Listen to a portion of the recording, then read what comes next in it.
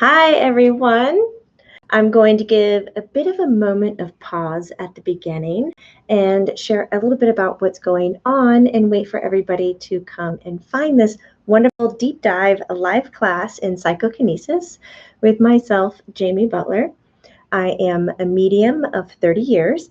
I'm here in Atlanta, Georgia, and I am so passionate about the in-depth study, connection, and boosting of our natural intuitive abilities. I've been teaching for decades. It is my passion, and technology is not. So I set up a live stream that required a streaming key, which I was not prepared for. So now we've switched over to a webcam, and I'm going to talk a little bit about what we're going to do before we actually dive in and do it. We have Maria and Ben here, and hopefully Colleen has found us and is going to post it on our other link. So this today is an example of what I do over on the platform at Learn It Live. Commonly on Fridays, I'll teach 3 different classes, each 30 minutes, each a deep dive into one singular topic.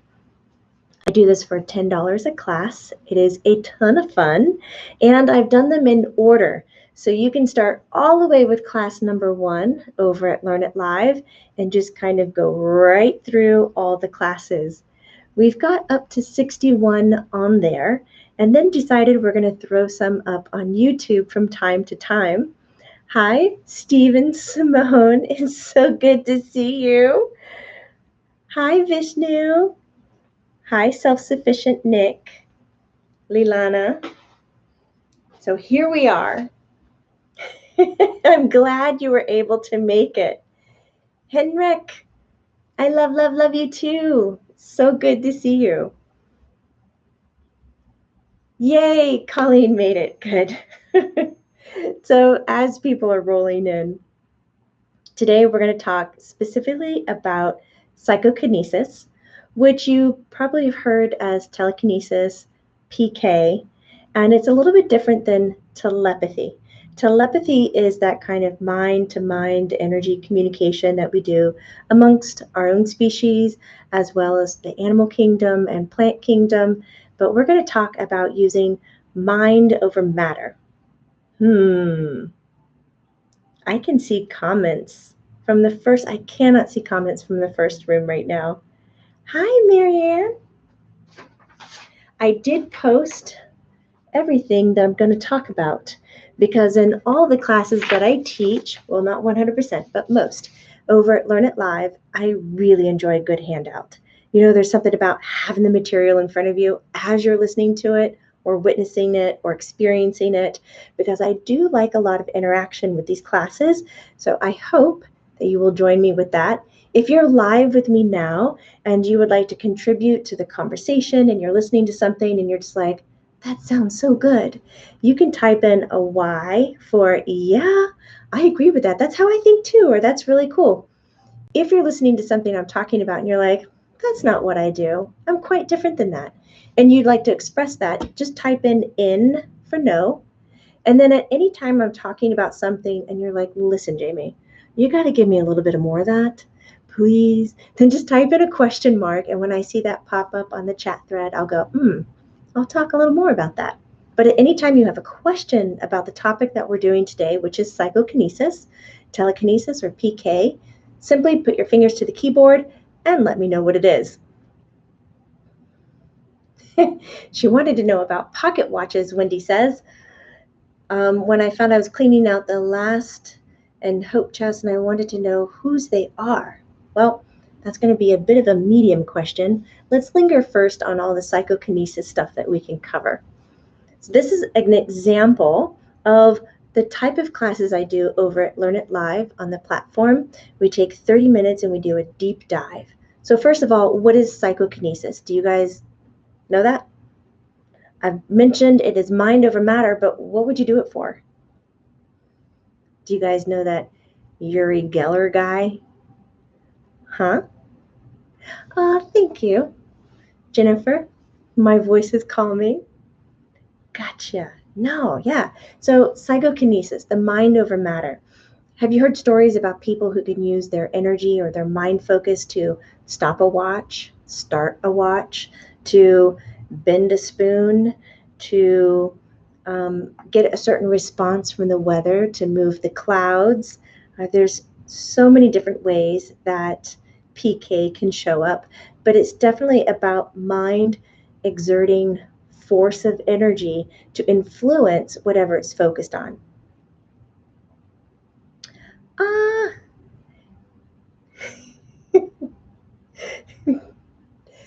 I can't pronounce your name. I'm already giggling. Deep Shika? Sexina. It's the first time you're watching it live. I'm so happy that you're here. So that is psychokinesis. Now, how do we do this? I personally believe we all have that ability, right? Yes. Have you ever had a moment where you're just so focused on something? You're just like, this is how it has to be. This is what has to happen, but it's scheduled to do something different. And then all of a sudden a phone call comes in or something happens and it's coming out the way that you wanted. And you're like, what? That's such a coincidence. That's so lucky for me. I'm so excited. And you act like a bystander, but really you just spent 2 days not wanting to do whatever was scheduled and mind communicating with it to shift. Oh, don't do that, change that, change that, change that. And then it changes. But then a lot of us don't turn around and point the fingers back at ourselves and say, wow, I really contributed to that. Hey, thank you, No LB, for the little financial energy love. That is so sweet. Thank you very much. Do my cats, Peace Marauder says, do my cats need psychokinesis to catch prey? Do they use it? They can use it, yes. Animals do communicate in this way. Animals are very telepathic, where they can communicate thoughts via energy. They don't need to sit and chat and talk. But also the psychokinesis is using the energy to exert an influence on matter. So if it is the matter of a prey, or the matter of the spoon, the weather, the clouds, the clock, the performance, the outcome, the numbers on the dice. Hello, gamblers. Las Vegas, watch out. Just saying. Do I create, Andrew H. says, PK energy in the form of a poltergeist? You can. Is that something you're doing all the time? From what I hear, no. So let's get into, can you do PK, which is psychokinesis, which means exerting mental force, focused, directed energy onto traditionally an inanimate object or object of matter to influence its outcome or shape. So science has been researching this for a really long time. And there's actually some wonderful psychokinesis being filmed all the way back from the 50s and up. So I did put a link in the description. If you're really into this and you want to watch some 1960s all the way through 80s footage of psychokinesis done with the Surrett experiences, which is the, oh, it didn't come out. Oh, it's Surrett experiences. It's the study of, it's the Society for Research on Rapport and Telekinesis. It's a group founded by John Neihardt in Columbia, Missouri, and that was back in the early 60s. So I love the 60s, so I'm really enjoying watching the videos. There's not a lot of material put out at that time, but you can tell even with the equipment that they had, like they couldn't, generate it technology-wise to make it look like it was something that it's not. They didn't have the means, let's put it that way. Wendy Nielsen, it's your birthday. Happy birthday. I'm so happy that you're here. Can you use it to move water, asks Roxanne. Yes, you can. You can use it to like morph matter. Water is matter. So you can use it even on smaller things like little metal pinwheels. This is actually, I call it like a little toy. This is not going to be accurate because I do have the air conditioning on at this time. and I'm moving it. It's not on a stable platform, and I'm breathing. So it's going to have some responses with that. But you'll find there's many products out there if you want to start practicing. I say get a paperclip. Get a paperclip and bend it into a triangle. Can you believe I searched my whole place for a paperclip? I only have circle paperclips. I don't have a traditional paperclip. But you shape it into a triangle and lay it down to where two of the edges are kind of popping up. And so it's kind of a little cattywampus on your desk. And then focus the energy. So here's how it works. Let's talk about that. It's where you calm your mind down. You suspend your rational belief. Is that not the biggest statement you've ever heard so far? Excuse me, just suspend your rational belief. Everything's going to be fine. How do you do that? How do you do that? Do you know, how do you do it? I'd love to hear. So when you are suspending your rational belief, the step past that is to believe what you're doing is possible. That's again another big statement, but I can wrap my head around it. Believe that it's possible, which means you're going to engage in somewhat of your imagination, that childlike energy where you're like, I can do anything. I can grow up and be a president, an astronaut. Yes, suspend it. As easy as that, guys. And then the third step is simply just know that you can do it.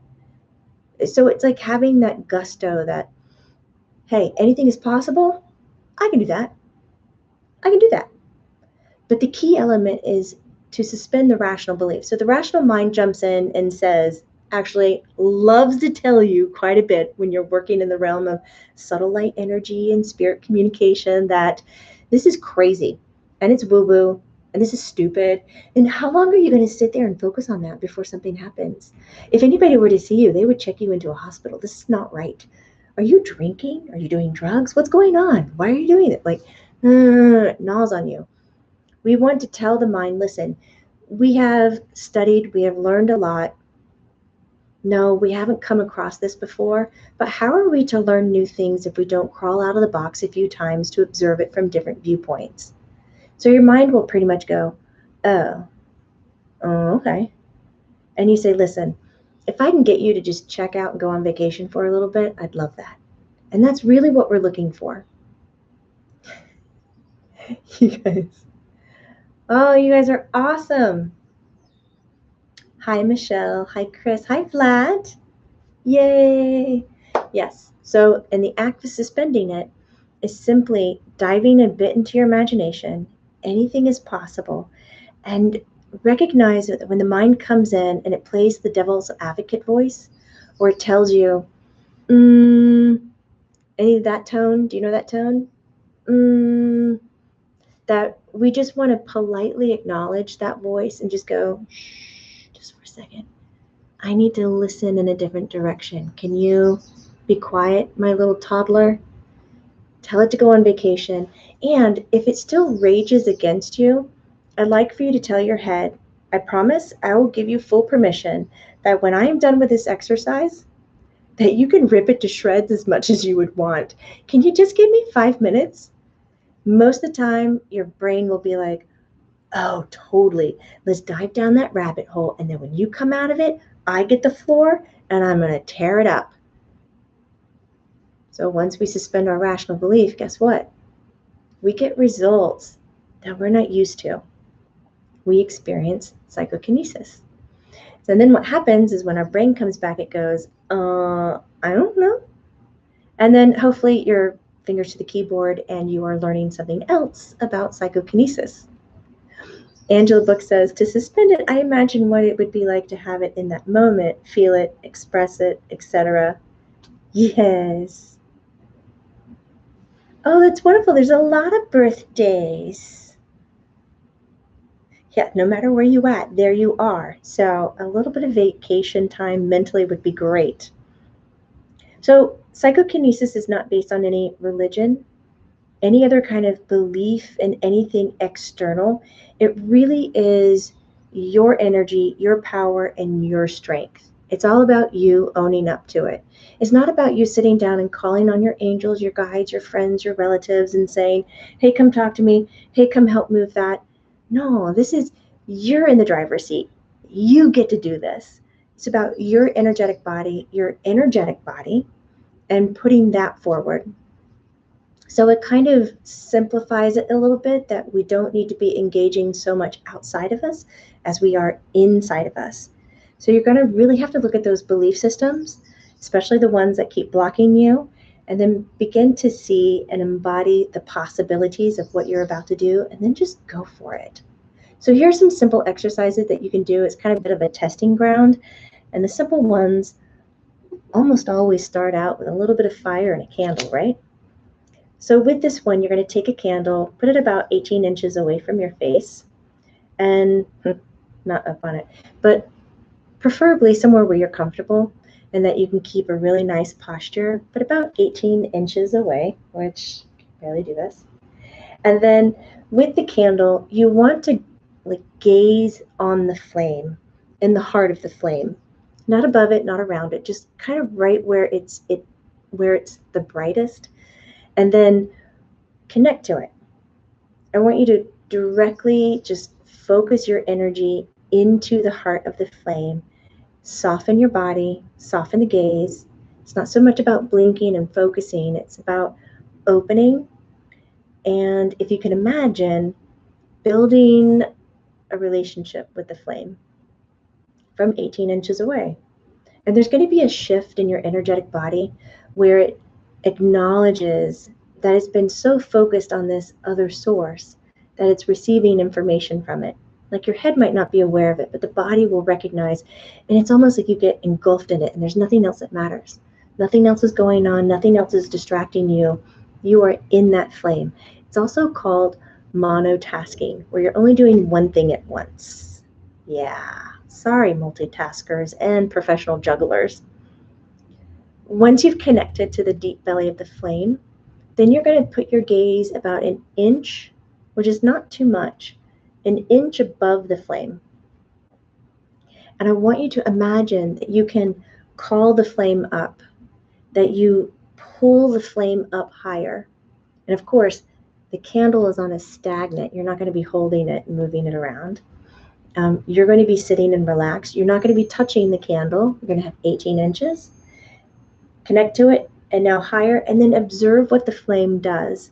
You'll notice the flame will grow to reach your kinetic energy that you're putting there with your own mind power, and then see how long you can hold that candle flame there. It's a good one.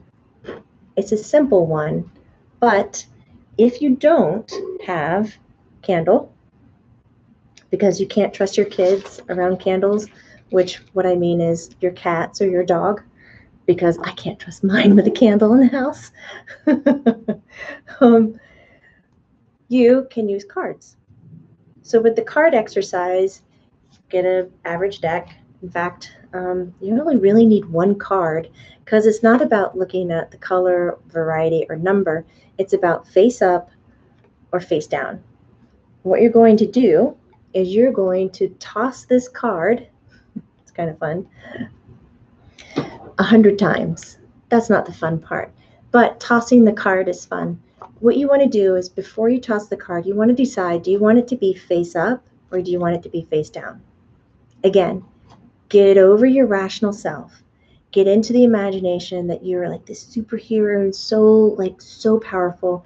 I want you to connect to the card, especially when it's in movement in the air. Almost like you can use its kinetic movement when it's in mid-flight to flip that sucker in the direction that you want it to. You try this 100 times. Keep a count, keep a log, that if you have over 50 times, it's expressing your PK abilities. Around 60 flips is expressing your PK abilities to an extreme, and anything above that is phenomenal. Then, after you've done that, just take one card and flip it without focusing on it, not using its motion, not using your mind will, your power, nothing like that. Document that on an average, if you take the one card and you flip it in the air 100 times, it's going to roughly be a 50-50. So see if your PK, your mental influence, is working on the card by writing down your results from the first exercise when you are focusing on it when it's in midair. And of course, you've got to decide if you want it face up or face down before you throw that card. And just toss it in the air. I said because Fabi is saying hello from Malaysia. Hi, it's so nice that you're here. Yes, Emma, these are super, super simple. These I like to call the testing ground. This is something that you have at home, and you've probably already engaged with these things, and it's not that silly, but it does require that kind of mental checkout, leave the rational, pony up to your own power, and get into it. But some other ones are really cool. Do you guys have animals? I do. Right now, I have 4 cats, one that lives with my neighbor because he's cranky and that's what he decides to do. And he's wonderful. He loves my neighbors so much.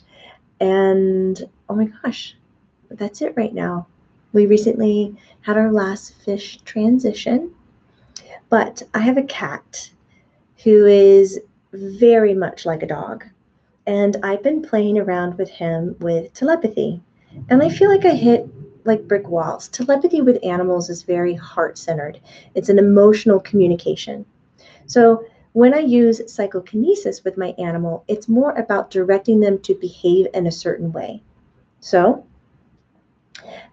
you'll find more success, at least I believe you'll find more success using this psychokinesis with your animal if you do it when you wake up in the morning. So when you wake up, see if you can build a practice where you don't open your eyes, you don't move, hold on to the same breathing pattern that you experience as soon as you wake up. So basically it's waking up but pretend like you're still sleeping. That's what I want you to do. You know, right before the mind chatter comes in and he goes, "Oh, are you awake? Oh, what's today? Oh my God, we're going to do that class and we're going to do this and da, and don't forget to get gas. And if you go out, make your mask. Okay, it's right before that moment. So we want to stop the tsunami of thoughts from rolling in. And then for those few moments, we're going to catch this space where I want you to focus on your animal. Pick one. If you have many, just pick one. And pick a very distinct action for that animal to follow through with. And repeat it and think about it and repeat it. Imagine that these words and this action is coming directly out and going directly to your animal. See what kind of response that you get. So I like to do a hi, Harp Blue. I like to pick the action, because usually my cat is upstairs doing something, to come down and give me a kiss. And this morning I tried it because I knew we were doing class today, and I felt myself wake up. And I was like, okay, pretend you're asleep. Don't really wake up, Jamie. Just don't do it.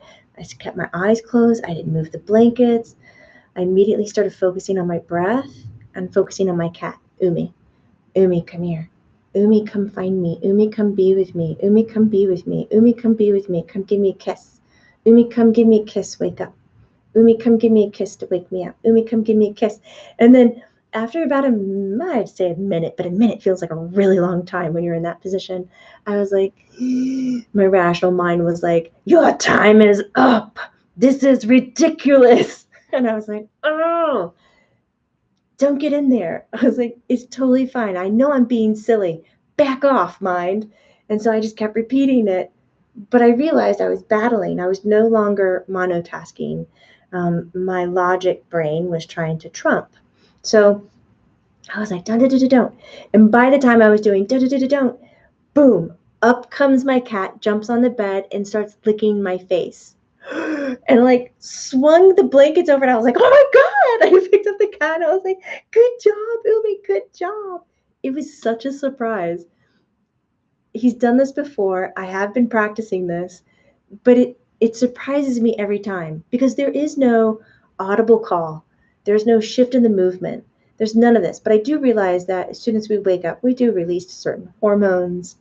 Our mental chatter comes in, which is energy, excess energy that we don't have when we're sleeping. And I'm well aware animals can pick up on this, but to do the directive that I was giving out, which was come to me, get on the bed, kiss me, wake me up. He followed through precisely. Vlad, thank you so much for the energy, love. Thank you, thank you, thank you. You guys are awesome. Marta's here. Tina's here. Hi, B. Umi is so cute. He is still all over your catnip and lemon balm tea that you gave me. I have to fight him for it. Okay. So, another exercise that you can do with animals if you have insects, or how about a fly in your house? Instead of shooing the fly out and like swatting it to kill it, why don't you sit down, do the same thing you did with the candle, build a bond, feel a connection, allow a connection to be there, and then show the fly the way out and go and open the door or a window and watch. That fly will turn around, fly out the window or the door. You can do this with ants if you don't want them around. Hi, Miriam from Hamburg. It's nice to see you. Hi, Amora. I miss you having kitties too. Oh, Green Lantern 129. You're getting a hi now. I don't see all the chat threads when I'm talking, but it's nice to see you. Hi, Kim. Yes, fire ants, Kim. You can go out there and build a connection with them, and it doesn't have to be destructive. It can completely just be move from here. This is not a safe place for you. And when you're energetically not creating a safe place, an animal will naturally find another location. Okay, so I wrote all of that down for you, but we did say we were going to talk about bending spoons and rolling some dice. So here's a beautiful spoon, and object of the game is to bend it. So Uri Geller was somebody who could actually do it with mind power, and he would bend the metal. For me, I can make the metal like melty, soft, almost like room temperature butter, but I do use my hands to bend it. See, this one's pretty tough. It's bouncy, this metal. In actuality, when we look at this object in scientific terms, there is more empty matter in the spoon than there actually is matter. There's so much space in between the protons, neutrons, electrons, between the nucleus, between the membranes, between everything in there, that the spoon actually contains more empty space than matter. So when I'm working with anything that I want to morph its shape or size, I want to call the empty space out. When you have silverware or you're looking to bend something, I like to find the hot spot. It's a spot that just is a little bit more warm or weaker. I'm more attracted to it. Commonly on silverware, it is the fulcrum spot for its balance. And I rub it a little bit and heat it up. What I'm going to do in my head, I find that as soon as I'm highly focused on the action that I'm doing, that the matter solidifies. If I ignore it a little bit when I'm actually in the process, I can get it to twirl and spin and fold in on itself. I have had success in moving objects such as paper clips, pie tins, that's what we call them, pie tins, and this cute little aluminum windmill with a mask on and in a controlled environment where there was no air conditioning, no fan, nothing, and I could get it spinning in one direction, stop it, and spin it in another. So those have been fun. That's pretty much the extent of how I use my psychokinesis, that and with my animals. Yes, Ben has watched The Matrix. The trick is, there is no spoon. You can tell it's already getting soft. But I can't pay attention to it. So I do have another video. I believe it's out on Facebook. Maybe I put it up on YouTube, where we go over heavily on spoon bending as well. So if it's your first time and you're trying to bend the spoon, then along with rubbing the area that you know you're going to be bending or pulling the empty space out, you can chant in your head. Again, the chanting is just a monotasking aspect, and the chant is going to be bend, bend. It's a directive. So often, our personalities and who we are is not primed to be very assertive. Some of us are leaders, and we know how to say that, go get that and go do this, and on they go, and they feel good about it. But a lot of us who are sensitives, highly sensitive people, empathic, when we go do something, we're like, I don't know. I mean, do what you want to do. I'm sorry. I don't mean to tell you what to do. But we do want to say what to do. So the chanting is extremely helpful. There were rumors Uri could, oh, there you go. It's just really soft. I meant to pay attention and move it around to the other side so I could go again, but that Uri Geller could dematerialize things and then rematerialize. Yes. I'm going to force it now to go to the side. I usually have pliers. Right, yeah. Okay. There, I got it to the side. So I'm going to see if I can spend it again.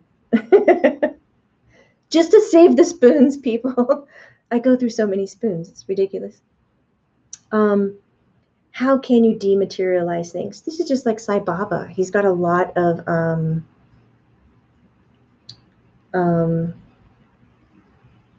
documentation, and he would make vibhuti is what it's called.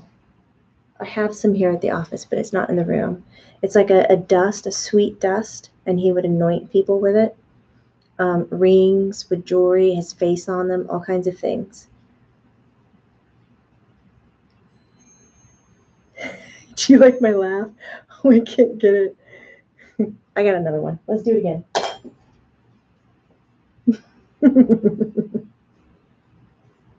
Uri Geller could look at it. I think that's going to be the practice in my last half of my life, is to look at it and just get it to melt. I can see exactly where it can bend, and even in its energy, its aura, I can see it's full here, and then it dives in here. So I know that's the weak spot right there.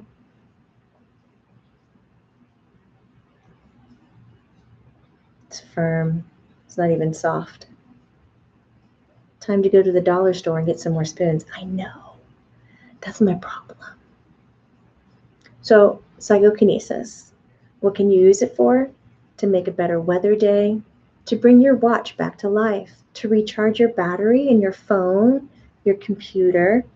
I don't know, to mess with somebody's GPA, to send a remote text. You can do all kinds of things. But I'm serious. If you are very much into this and you want to see some really good research on it, check out the link I put in the description.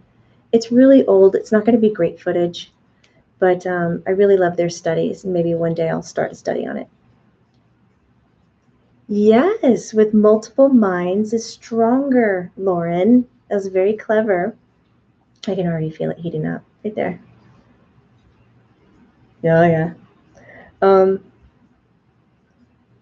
How to avoid psychokinesis when using a pendulum. Ilana, to avoid using it with a pendulum is simply do not pay attention to the pendulum. You really need some mind focus with that. So what I like to do when I'm using the pendulum is to redirect my thoughts to maybe sing my lovely song called Row, Row, Row Your Boat, which I did not author, but I sing it very well. I'm not going to sing it for you, and I'm just kidding, but I do sing Row, Row, Row Your Boat, or the alphabet. And I let the pendulum swing. Oh, it got really hot. Are you guys focusing? It got look, my hand is sweaty. Gross, guys. You're hot. It's hot. Well, whatever you're doing, it's working. Look, it's even warm down here. That is cold. Totally cold up there. That is fantastic. That is actually like to the touch. You can feel the difference. All right, so maybe it's time to do some group exercises, huh? Any of you in for logging in on a certain time frame? We'd have to have some consistency. Look at that. It wants to bend so bad. Can you see it? Oh, I can't think about it. Bend. You're N? Okay, I've never thought about you, Luminaires. Do you hear that? Stuff is falling in my office. Nobody's over there. It's just me. Aw. There we go. Well, no, it's a little hard. You guys are incredible. Thank you. Yes, Jason, that's what I want to do. That's why I got the other spoon, because the other one, I just bent it straight down. I want to twist it like this, because that's fun. If you were interested in doing a group study, I would need a commitment for a specific amount of time. So if you want, fingers to keyboard, shoot me some interest, and I'll see what I can do. It wouldn't start right away. Maybe we would start in September or October. This one's just not going to do it like the other one. Hi, Ed Graves. So, a warning before I close up class, and I want to thank you so much for staying a little bit later with me, because I know I said it would be 30 minutes, is be kind to your spoons at home, right? Because you might end up bending all of them.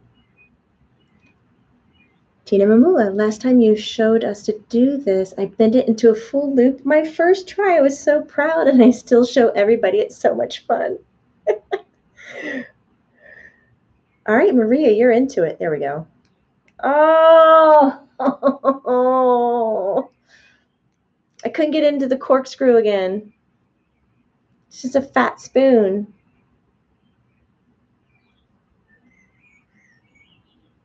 You could force it, but you don't want to force it. That's not part of the gig. I usually say if you are forcing it so much where the blood is showing up in the fingertips, or you end up with marks or lines like on your hand from like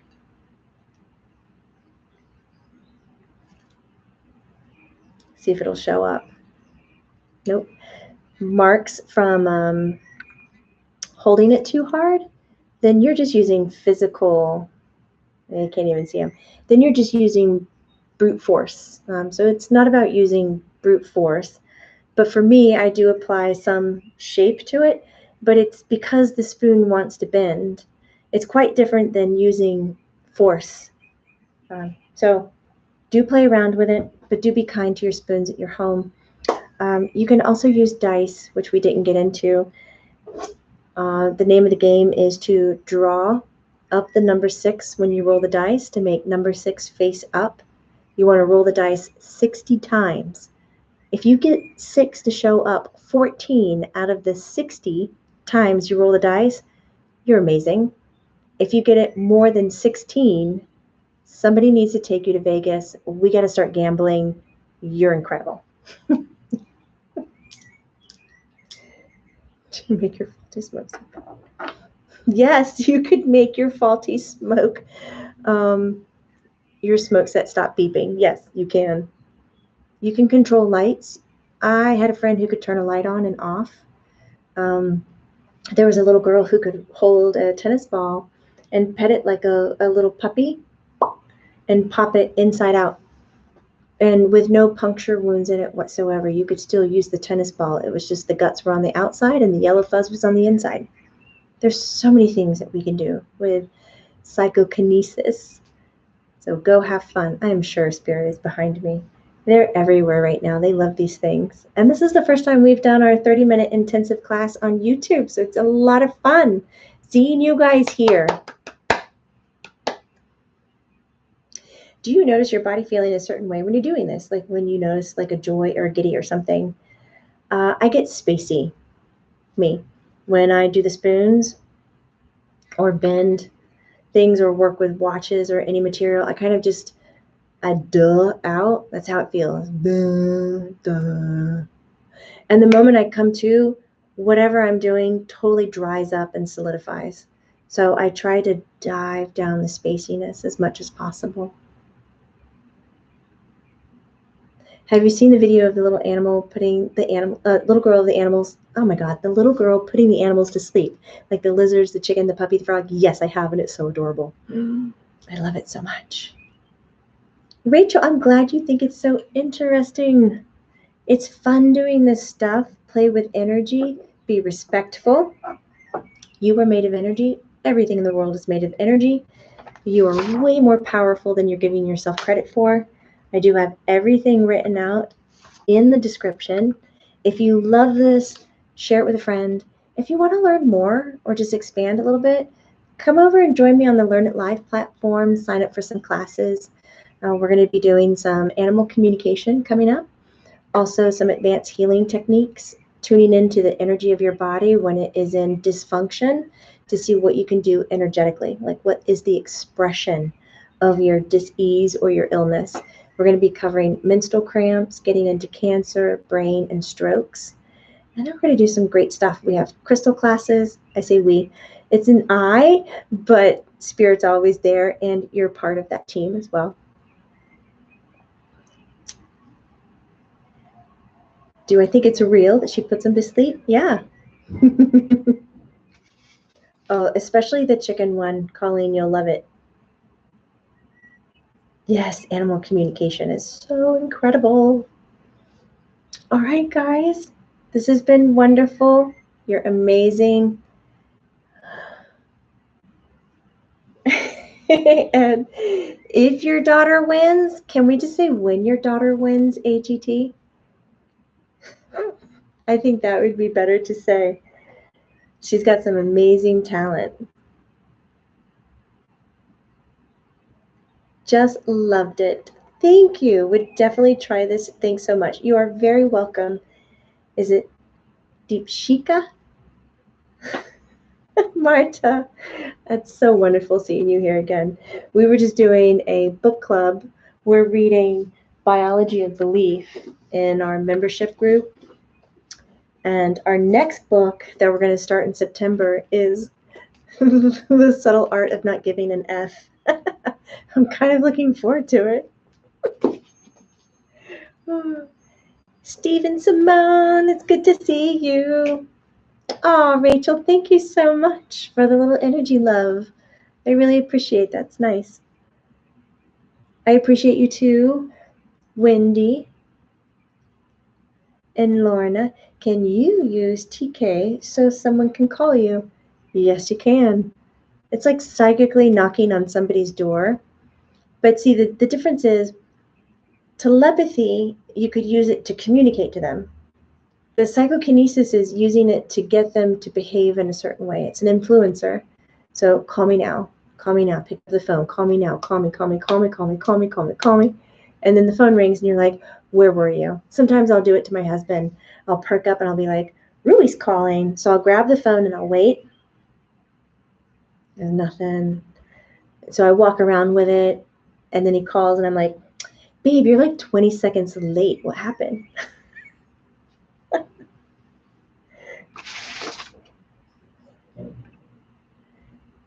Oh, Michelle. We love you too. Rosalie, great seeing you. I'm so happy you light up when you're here. I love it when you guys come, show up, wake up, want to learn something new, or just explore. It's fun. Vlad, hit the like button. Thank you. Yes, subscribe and hit the like button. We will be offering more classes. And of course, if you want some exclusive material, the membership is the way to go. We have 3 tiers. One of them offers a monthly meditation, which just came out today if you are a Luminite member. And we do a book club twice a month. We talk about it in terms of energy and how we use it every day. The second tier, you also, on top of that, get a monthly energy update. And then the third tier, you get a live stream channeling Q&A with Spirit, so you can ask your question to them. So we do that in exclusive ways, and then we're going to be doing a little bit more live stream check-in and some classes like this. It'll be good. I thank you, Shelley. I like allowing people to be happy in my presence. That's my MO. I enjoy it, so I work really hard to stay here with a smile on my face. Sabrina, do you know about physical mediumship? Absolutely. Is the mediumship where you can manifest the direct voice and communication, materialization, apports, and levitation? Yes. And that's some of what you'll see in the Surat videos, but the skull experiments, you can see it there too. It's a lot of great research on it. Stephen Simone, thank you so much for the energy love. I like the dance. If I only had those moves, maybe my kids wouldn't be embarrassed of me. I'll definitely tell Eric you guys are saying hi. Moni! Where's Moni? Can you teach about the ley lines? Oh, that's a good one. The ley lines on the earth. We'll take note. I don't have a pen here, but I will write it down. Can we do a pet communication class with our pets present? Oh, you just got a parrot? That's so exciting. I think we're about to get ferrets. We'll see how that goes. That's exciting. We can absolutely do the pet class with the pets, the animal companions. Van twinkled. No, I intended to join and support you. Oh, thank you. The intent is beautiful enough. I really enjoy that you're getting stronger every day. Thank you. There are miracles everywhere. Doesn't it? It feels good to experience the change in life and to keep growing. There's so much you're learning, Jackie. That's great. Oh, it's Moni and Stephen Simone. Of course it is. Thank you, Moni. That's awesome. Oh, Wendy likes ferrets. Oh, no. My daughter likes ferrets. That's why it's going down. Does magnetic energy cause interference with PK? I want to say no. But I think I would like to research that a little bit more because I don't know the scientific aspect or viewpoint of it. Moni, I can't believe it's you. I'm going to squeeze you. Grace helped me decide to get my parrot. Oh, Lulu, when I asked in a live channeling, Lulu definitely found me. Oh my God, that is so sweet. I love animal attention and relationships. And for the Reiki Master class, do you have to have everything memorized to take this class? Do you mean everything like your Reiki symbols? Please do your best to remember them. It's pretty much just going to be your Hanshaze Shonen symbol, because I think the other ones you probably already have down. But yes, please take a little bit more time. Anything outside of that, no, because I enjoy the intuitive approach to Reiki. So bring your personality, bring your openness, and just remember your symbols.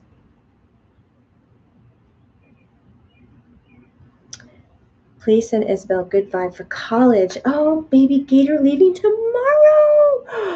Oh my God. Totally sending great vibes. I was just in Gainesville. I drove through, missed it. It's beautiful down there. She's going to have such a great time. All right, guys, I'm going to sign off. You have an incredible rest of your day. I love you. I appreciate you. Thank you for showing up. And remember, this is not woo-woo. It's true. Bye, guys.